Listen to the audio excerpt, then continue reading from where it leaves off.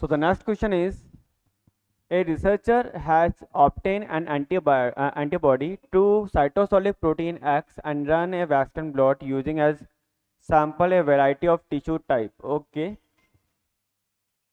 आप देखो यहाँ पे हम क्या देख रहे हैं, यहाँ पे हम क्या देख रहे हैं कि एक रिसर्चर है, उसने ऑब्टेन किया है, एक obtain an antibody to crystal protein X है, ठीक है, रन कर रहा है, वेस्टर्न ब्लॉटिंग करी है इन्होंने, ठीक है, वेस्टर्न ब्लॉटिंग करी है using a sample of variety of tissue type, बहुत सारे टिश्यू टाइप है। देखो यहाँ पे क्या है, ये देखो लीवर हो गया, मसल्स है, पैनक्रियाज है, किडनी है, और इन सबके अंदर जो प्रोटीन है ये सब एक्स ही है, सबके अंदर ये जो प्रोटीन का जो बैंड्स आ रहा है वो सब एक्स का ही आ रहा है, ठीक है।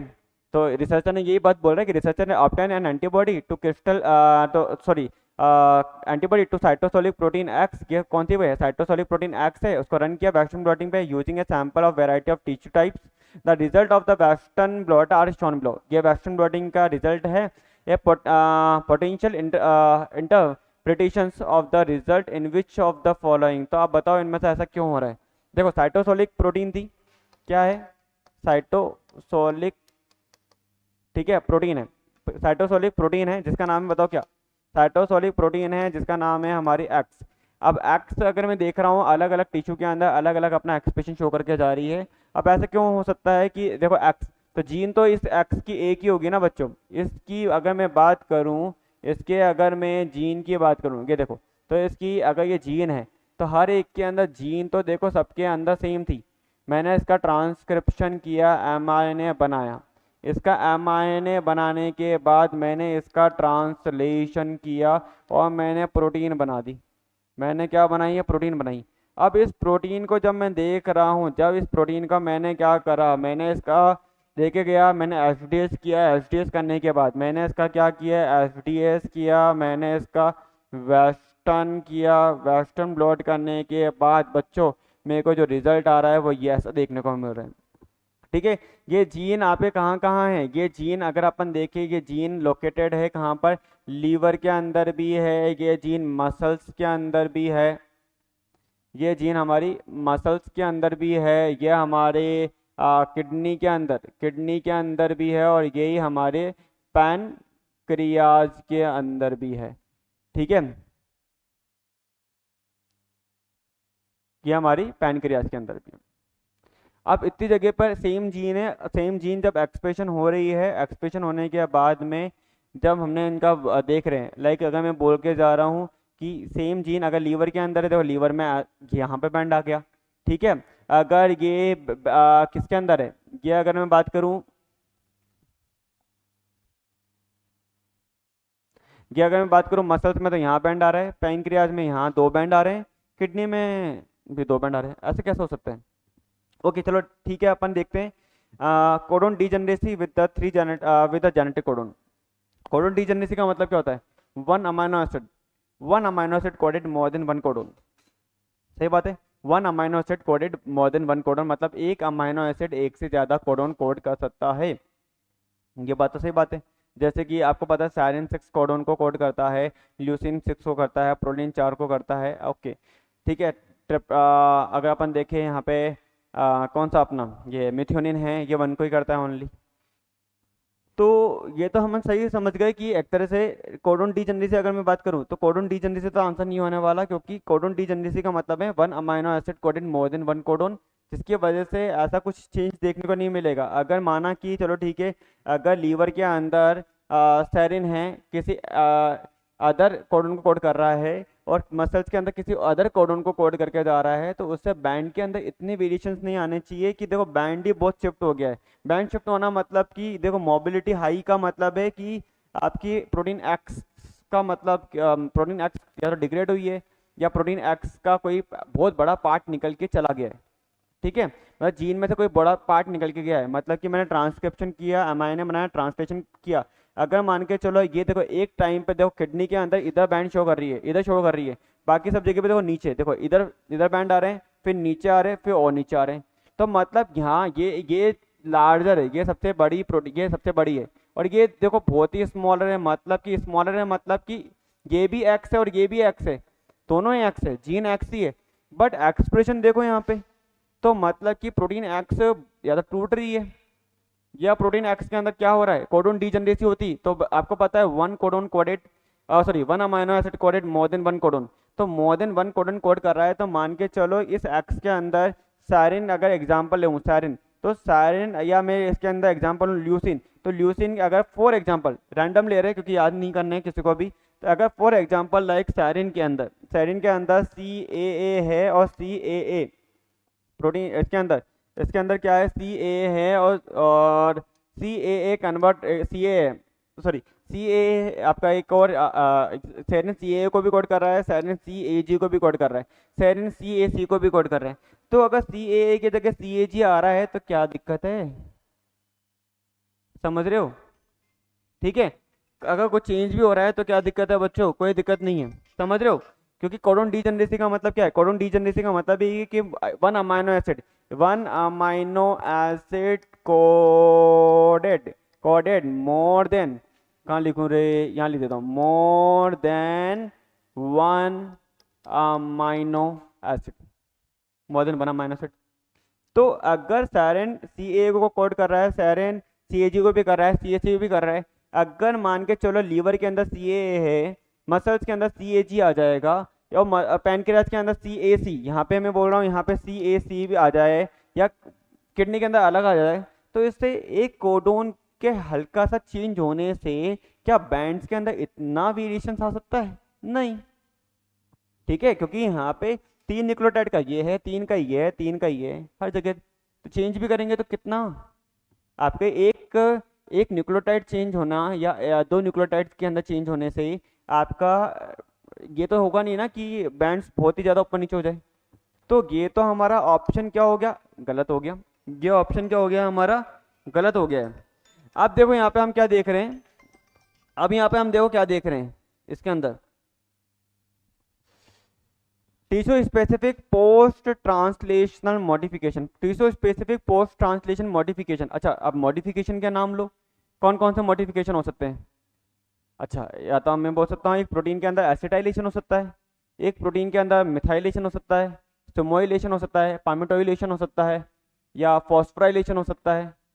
तो इसके वजह से भी अगर ये सब मॉडिफिकेशन भी अगर मैं कर रहा हूँ, एक प्रोटीन के ऊपर मैं एसिटिल ग्रुप ऐड कर रहा हूँ, एक प्रोटीन के ऊपर फॉस्फेट ग्रुप अटैच कर रहा हूँ, या एक प्रोटीन के ऊपर मिथाइल ग्रुप अटैच कर रहा हूँ, तो जल्दी से बताओ क्या इतना वेरिएशन अभी भी आना चाहिए क्या, हाँ मॉडिफिकेशन होने से बैंड चेंज हो सकते हैं हल्का सा, पर इतना चेंज होना, इतना चेंज आना, तो ये तो आई थिंक ये भी नहीं हो सकता। फिर इन्होंने बोला है कि यहाँ पे polyadenylation is lacking in certain tissue, okay polyadenylation मतलब पॉलीएटेल, इन्होंने बोला पॉलीएटेल मतलब कि एमाइने के ऊपर क्या है पॉलीएटेल होती है, और किसी किसी के पास में पॉलीएटेल नहीं थी। अच्छा पहली बात तो पॉलीएटेल नहीं है, तो जिस भी एमाइने की कैपिंग एंड टैलिंग नहीं होती है वो एमाइने न्यूक्लियस से साइटोप्लाज्म में जा ही नहीं सकता, और इसने बोला है ये तो साइटोसोलिक प्रोटीन है, अगर किसी भी टिश्यू के अंदर किसी एमआरएनए की लैकिंग थी क्या, पॉलीएटेल, तो पॉलीएटेल नहीं थी तो वो भैया न्यूक्लियस से साइटोसोल में कैसे चला गया, चलो ठीक है। किसी के भी अगर किसी के पास में है किसी के पास में नहीं है, तो उसमें भी वेरिएशन इतना ज़्यादा कैसे हो सकता है, माना कि पॉलीएटेल 100 to 200 न्यूक्लियोटाइड की होती है, पर इतना वेरिएशन तो अभी भी नहीं आना चाहिए ना, तो ये भी एक तरह से पर्टिकुलर आंसर तो नहीं हुआ। फिर हमारे पास ऑप्शन बचता है कौन सा, tissue specific alternate splicing of the primary transcript. अब पहली बात तो होगा तो यही आंसर, पर होगा क्या ये, पहली बात समझे इसको, देखो क्या होता है, हमने एक टॉपिक नहीं पढ़ रखा जिसका नाम है स्प्लाइसिंग। स्प्लाइसिंग मतलब ट्रांसक्रिप्शन जब हम करते हैं तो ट्रांसक्रिप्शन करके हम एमआईएनए बनाते हैं, तो एमआईएनए से पहले क्या होता है आपका प्री एमआईएनए होता है। फॉर एग्जांपल देखो वापस से हम क्या देख रहे हैं, ये हमारी जीन है, ये हमारा डीएनए है, ठीक है, ये हमारी जीन है। जब भी हम इसका ट्रांसक्रिप्शन करेंगे बच्चों, तो ट्रांसक्रिप्शन करने से पहले यहाँ पे सबसे पहले क्या होता है, देखो सॉरी हम ट्रांसक्रिप्शन कर रहे हैं तो यहाँ पे क्या हो रहा है, सबसे पहले क्या बन रहा है, हम यहाँ पे बन रहा है HNRNA, क्या बन रहा है HNRNA, हेट्रोजेनस न्यूक्लियर आरएनए। इस हेट्रोजेनस न्यूक्लियर आरएनए के अंदर क्या होते हैं, इंट्रॉन्स प्रेजेंट होते हैं, क्या होते हैं, इंट्रॉन्स प्रेजेंट होते हैं। अब इंट्रॉन्स को हमने क्या करा है, यहाँ पे हमने क्या करा है इंट्रॉन्स को, यहाँ पे देखो एक्सोन है, इंट्रॉन है, एक्सोन है, इंट्रॉन है, एक्सोन है, इंट्रॉन है, एक्सोन है। अब देखो यहाँ पे E1 I1 E2 I2 E3 I3 E4 ऐसे अपन लिख सकते हैं इसको, यस ठीक है। अब मैं क्या करके जा रहा हूँ कि मैंने इंट्रॉन को रिमूव किया और यहाँ पे मैंने क्या करा, देखो E1 E2 E3 और E4 को रख दिया ठीक है। और ये एक तरह से क्या है, ये मेरा बना है एक तरह से क्या, mRNA, ये मेरा बना है mRNA। अब ये तो हो गई नॉर्मल स्प्लाइसिंग। यहाँ पे मैंने क्या करा, इंट्रॉन को मैंने इंट्रॉन्स को क्या किया है, रिमूव किया, इंट्रॉन को क्या करा है रिमूव, और एक्सोन को क्या किया है, एक्सोन को ज्वाइन करा है, एक्सोन को लाइगेशन हुआ है, ligation of exon and removal of what introns known as splicing. ये प्रोसेस का नाम है, इसका हम नाम बोलते हैं हम स्प्लाइसिंग। अब एक्सोन लाइगेट हो गए, पर एक और टाइप की स्प्लाइसिंग होती है, जब हम आपको मैं स्प्लाइसिंग पढ़ाऊंगा तो आपको बताऊंगा ये कि स्प्लाइसिंग एक और होती है जिसका नाम है अल्टरनेट स्प्लाइसिंग। अल्टरनेट स्प्लाइसिंग के अंदर देखो इंट्रॉन तो रिमूव हुए, इंट्रॉन तो रिमूव हुए, अब आपको पता है एक्सोन की साइज कम तो होती ही नहीं है, ठीक है। अब एक मान के चलो, एक ऐसा एमाइन था जिसके अंदर E1 E2 E3, मतलब इसको ऊपर लिख देते हैं अपन, लाइक एक ऐसा एमआरएनए है जिसके अंदर E1 भी है, E2 भी है, E3 है, E4 है। ये एमआरएनए अगर E1 है, E2 है, E3 है, E4 है, अगर इतना है यहाँ पे, तो मैंने बोला एक तो एमआरएनए ये बन गया। अब अल्टरनेट स्प्लाइसिंग में क्या होता है बच्चों, एक्सोन डिलीट होने लग जाते हैं। एक्सोन डिलीट कैसे, तो यहाँ पे मान के चलो एक और है जिसके अंदर E1 है पर E2 नहीं है, E3 है और E4 है। एक और है जिसके अंदर E1 नहीं है, देखो E2 है, E3 है, E4 है।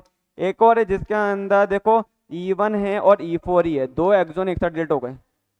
तो एक्सोन डिलीट होना, एक्सोन बहुत बड़ा पार्ट है बच्चों एमआरएनए का, आपको ही पता है ये बात तो, ठीक है। तो एक्सोन डिलीट होने से आपको पता है ना कि एक बहुत बड़ा पार्ट प्रोटीन का जा रहा है, ठीक है, एक बहुत बड़ा पार्ट एमआरएनए का डिलीट हो रहा है, एक बहुत बड़ा पार्ट। तो उस केस में हम क्या देखेंगे, क्या बैंड के अंदर इतनी वेरिएशन आ सकते हैं, डेफिनेटली आ सकते हैं। इसके अंदर अल्टरनेट स्प्लाइसिंग 2 बार हो गई, इसके अंदर भी अल्टरनेट स्प्लाइसिंग थी, इसके अंदर भी, यहाँ पे भी अल्टरनेट स्प्लाइसिंग है, यहाँ पे मे बी। अब ये देखो एक्सोन तो मैंने 4 का एग्जाम्पल लिया है, एक्सोन 1 2 3 4 नहीं होते, एक्सोन बहुत सारे होते हैं, 100 200 300 एक्सोन है, ठीक है। अब इतने सारे एक्सोन हैं, तो अगर उन एक्सोन में से किसी में अगर 2 एक्सोन, किसी में 5 एक्सोन, किसी में 10 एक्सोन, किसी में 15, किसी में 20 एक्सोन अगर डिलीट हो रहे हैं, तो क्या बैंड्स के अंदर इतने वेरिएशन आ सकते हैं, यस।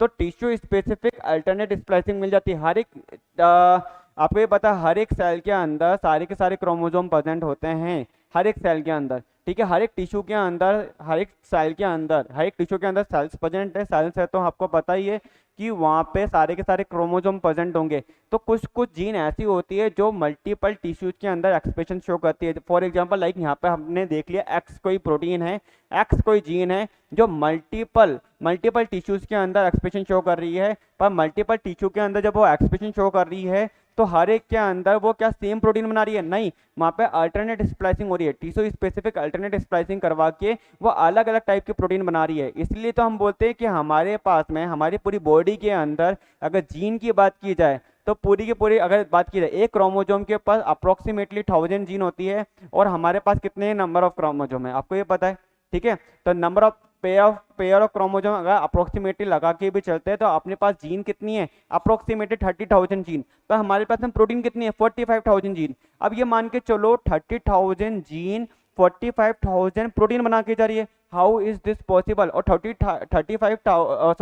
30,000 जीन जो हमारे पास प्रेजेंट है वो क्या सारे के सारे एमआरएनए बनाते हैं क्या, नहीं, पॉसिबल ही नहीं है, वो सारे एमआरएनए नहीं बना रहे। 30,000 जो जीन होती है उसमें से कुछ टीआरएनए की जीन है, कुछ आरआरएनए की जीन है, कोई एमआरएनए की जीन है, hnRNA, SNO RNA, small nuclear RNA, ठीक है, एमआईआरएनए, एसआईआरएनए, कजल आरएनए, पीवीआरएनए, जिफ्ट आरएनए, एसएनआरएनए। तो इतने सारी आरएनए हैं, इन सबकी भी तो जीन होगी तभी तो आरएनए बने, तो इन सबकी जीन है। अब उसमें से आपको ये पता प्रोटीन मेनली कौन बनाएगा, प्रोटीन मेनली वही बनाएगा जो कि आरएनए पॉलीमरेज सेकंड से ट्रांसक्राइब होता है, लाइक जो एमआरएनए बना के जा रहे हैं मेनली, ठीक है। तो सारे के सारे जीन एमआरएनए बनाए पॉसिबल है, बिल्कुल भी नहीं, सारे के सारे जीन एमआरएनए बनाए ये पॉसिबल नहीं है।